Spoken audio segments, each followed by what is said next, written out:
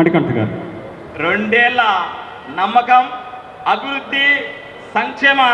విజయోత్సవ సభకు విచ్చేసినటువంటి ముఖ్య అతిథి ఇండస్ట్రియల్ ఐకాన్ టీజీ భరత్ గారికి,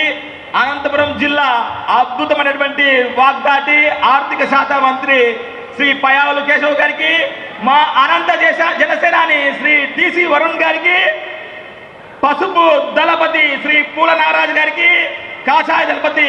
శ్రీ కొరదండ్ల రాజేష్ గారికి జనసేన పార్టీ తరఫున హృదయపూర్వకమైనటువంటి కృతజ్ఞతాభినందనలు తెలియజేస్తున్నాం.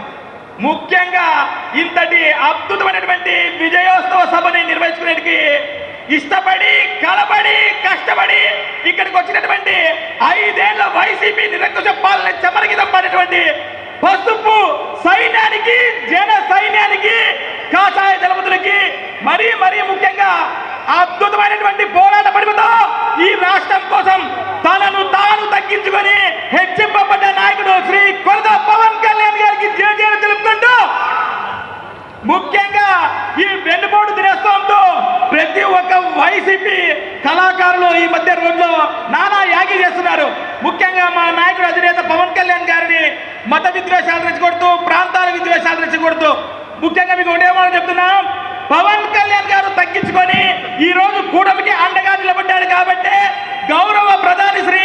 నరేంద్ర మోడీ గారి అద్భుతమైనటువంటి సహకారం, ముఖ్యంగా విజనరీ నేత శ్రీ నారా చంద్రబాబు నాయుడు గారి విజనరీగా ఉన్నటువంటి ముఖ్యమైనటువంటి ఆలోచన విధానంతో,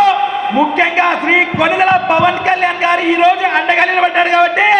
ఆంధ్రప్రదేశ్ ప్రజల జీవనాన్ని పోలవరంకి అద్భుతమైనటువంటి నిధులు వస్తున్నాయి. మరీ ముఖ్యంగా అమరావతి నిలబడుతుంది. మరీ ముఖ్యంగా ఈరోజు అనంతపురం జిల్లాలో రక్షణ శాఖ పరికరాల తయారీ జెట్ విమానాల సంస్థ వచ్చింది. మరీ ముఖ్యంగా మా